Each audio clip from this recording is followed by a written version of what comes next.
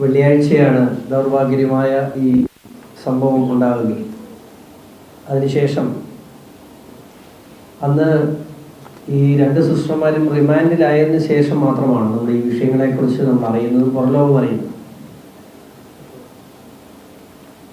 പിറ്റേ ദിവസം രാവിലെ മുതൽ ഈ നിമിഷം വരെയും, ഇന്ന് രാവിലെ ഈ നിമിഷം വരെയും ആ രണ്ട് സിസ്റ്റർമാർക്ക്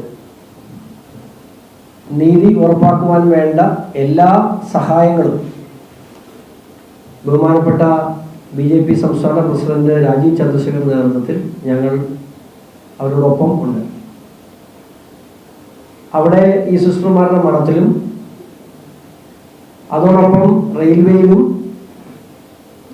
ഒക്കെ നമുക്ക് ചെയ്യാൻ കഴിയുന്ന കാര്യങ്ങൾ. അടിസ്ഥാനപരമായി സംഭവിച്ചത് പ്ലാറ്റ്ഫോം ടിക്കറ്റ് എടുക്കാതെ ആളെ കാണുകയും അവിടെ നിന്നും അതിനെ തുടർന്ന് ചോദിച്ച ചർച്ചകളിൽ ഇവർക്ക് കാര്യങ്ങൾ വ്യക്തമാകാതെ എക്സ്പ്ലെയിൻ ചെയ്യാൻ കഴിയാതെ വന്നപ്പോൾ തെറ്റിദ്ധരിക്കപ്പെട്ട ഒരു സാഹചര്യമാണ് യഥാർത്ഥത്തിൽ സംഭവിച്ചത്. സുരേഷ് ജി നേരത്തെ സൂചിപ്പിച്ച പോലെ ഈ ഛത്തീസ്ഗഡ് സംസ്ഥാനത്തിൻ്റെ ഒരു വലിയ പ്രത്യേകതയാണ് ഹ്യൂമൻ ട്രാഫിക്കിംഗ്. അത് വലിയ രീതിയിലുള്ള തെറ്റിദ്ധാരണ പരത്താൻ കാരണമായി. അതുകൊണ്ട് തന്നെയാണ് ഇത്തരത്തിലുള്ള വിഷയം പെട്ടെന്ന് ഈ രണ്ട് സിസ്റ്റർമാർക്ക് നേരെ തെറ്റിദ്ധാരണ ഉണ്ടായത്. ഇന്നലെ വൈകിട്ട് ഈ രണ്ട് ഈ മൂന്ന് പെൺകുട്ടികളുടെയും മാതാപിതാക്കൾ നേരിട്ട് റെയിൽവേ പോലീസിന് മൊഴി കൊടുത്തു എന്നാണ് ഇപ്പോൾ ഉള്ള നമുക്ക് ഏറ്റവും അവസാനമുള്ള അപ്ഡേറ്റ്. അവരുടെ മൊഴിയിൽ ഇത് ഹ്യൂമൻ ട്രാഫിക്കിംഗ് അല്ല എന്നും മതപരിവർത്തനത്തിന് വേണ്ടി അല്ല കുട്ടികൾ പോയതെന്നും ഈ സിസ്റ്റർമാരുടെ ഇടപാടിൽ ഈ കുട്ടികൾക്ക് ജോലി നൽകാൻ വേണ്ടിയാണ് പോയതെന്നും റെയിൽവേ പോലീസിന് ഇന്നലെ ഈ കുട്ടികളുടെ മാതാപിതാക്കൾ മൊഴി നൽകിയിട്ടുണ്ട്. പക്ഷേ ഇത് പോലീസ് കസ്റ്റഡിയിലല്ല ഇവരുള്ളത്, ഇവർ ജുഡീഷ്യൽ കസ്റ്റഡിയിലാണ്. അവരെ വെള്ളിയാഴ്ച റിമാൻഡ് ചെയ്തു. സ്വാഭാവികമായും ഇനിയൊരു ജുഡീഷ്യൽ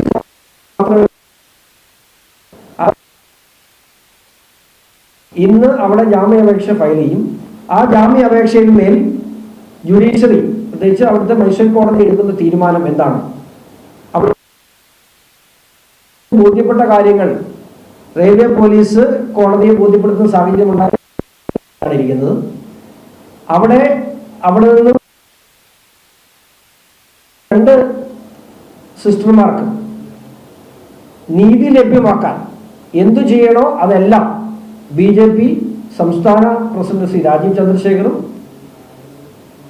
പാർട്ടിയുടെ കേന്ദ്ര ഘടകവും നീതി ലഭ്യമാക്കാൻ, അവർ നിരപരാധികളാണ് എങ്കിൽ അവർക്ക് ഇനിയും ഈ വിഷയത്തിൽ ദുരിതം അനുഭവിക്കാതിരിക്കാൻ വേണ്ട കാര്യങ്ങൾ എന്തൊക്കെ വേണോ അതെല്ലാം BJP സംസ്ഥാന കേന്ദ്ര ഘടകങ്ങൾ ഈ വിഷയത്തിൽ കൃത്യമായ ഇടപെടൽ നടത്തിയിട്ടുണ്ട്. കഴിഞ്ഞ 2 ദിവസമായി, 2 അല്ല ഇന്ന് 3-ാമത്തെ ദിവസം, 3 ദിവസമായി ഞങ്ങൾ നിരന്തരമായി അവിടുത്തെ കോൺഗ്രിഗേഷനുമായി ബന്ധപ്പെട്ടും ഇവിടെ സിസ്റ്റർമാരുടെ കുടുംബാംഗങ്ങളുമായി ബന്ധപ്പെട്ടും ഛത്തീസ്ഗഡ് സർക്കാരുമായി ബന്ധപ്പെട്ടും കേന്ദ്ര ആഭ്യന്തര വകുപ്പും പ്രധാനമന്ത്രിയുടെ ഓഫീസും ഈ വിഷയത്തിൽ കൃത്യമായി ഇടപെട്ടിട്ടുണ്ട്. അവർക്ക് ഉടൻ തന്നെ അവർക്ക് നീതി ലഭ്യമാക്കും എന്ന് ഞങ്ങൾ വിശ്വസിക്കുന്നു.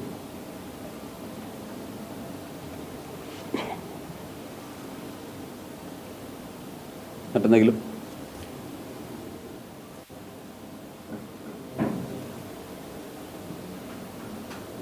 ചോദിക്കാനുണ്ടെങ്കിൽ? രണ്ട് പ്രധാനപ്പെട്ട വകുപ്പുകളാണ് മനുഷ്യക്കടത്തിനും മുപ്പതിന്റെയും മതപരിവർത്തനത്തിൽ ഉൾപ്പെടെയാണ് കേസെടുത്തിരിക്കുന്നത്. അതിന്മേലുള്ളൊരു തിരിച്ചെങ്ങനെയുണ്ട് സാധ്യത?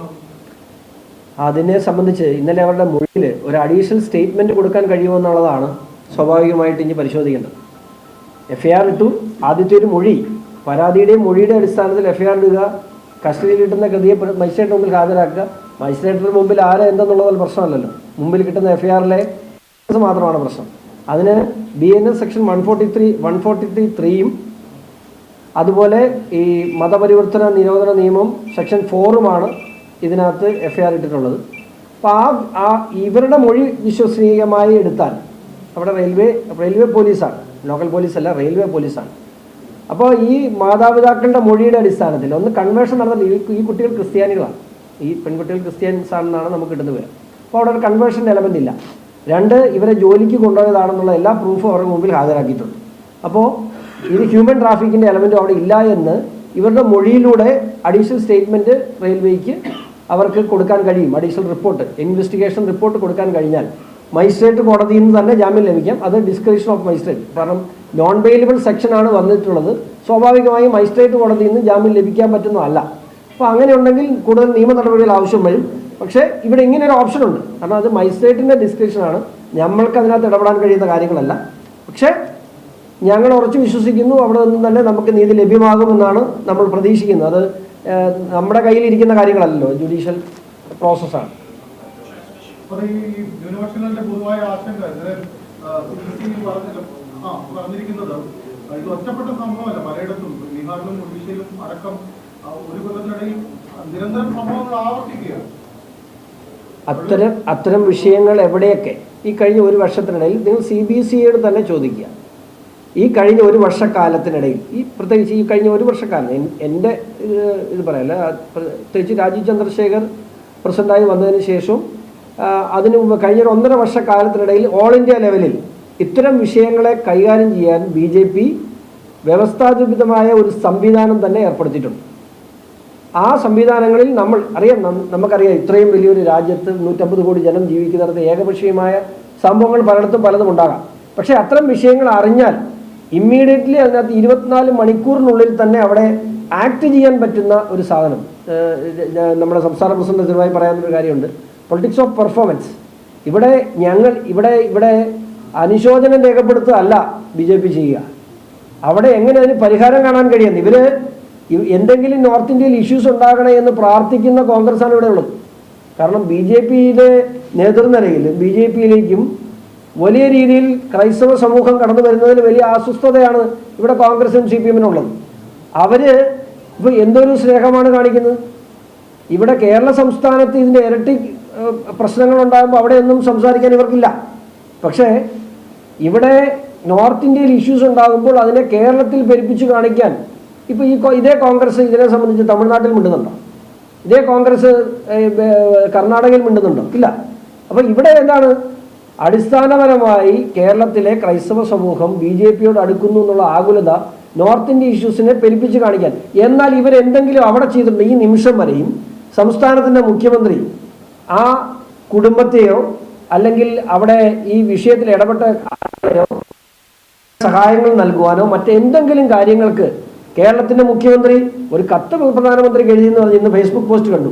2 ദിവസമായി, 2 ഇപ്പോൾ ഏറെക്കുറെ കൃത്യമായി പറഞ്ഞാൽ 70 മണിക്കൂറായി അവർ അറസ്റ്റഡായിട്ട്.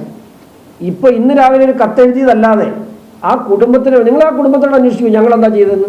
നിങ്ങൾ ഛത്തീസ്ഗഡിലെ ആ അവിടുത്തെ സിസ്റ്റർമാരോട് അന്വേഷിക്കൂ ഞങ്ങൾ എന്ത് ചെയ്തു എന്ന്. അവിടെ വൈദികരോട് അവരോട് അന്വേഷിക്കൂ ഞങ്ങൾ എന്ത് ചെയ്തു എന്ന്. നിങ്ങൾ അവിടുത്തെ റെയിൽവേ പോലീസിനെ അന്വേഷിക്കൂ ഞങ്ങൾ എന്ത് ചെയ്തു എന്ന്. ഞങ്ങൾക്ക് ചെയ്യാൻ പറ്റും ഞങ്ങൾ ചെയ്യുന്നുണ്ട്, അത് ഞങ്ങൾ ചെയ്ത് കാണിക്കുന്നുണ്ട്.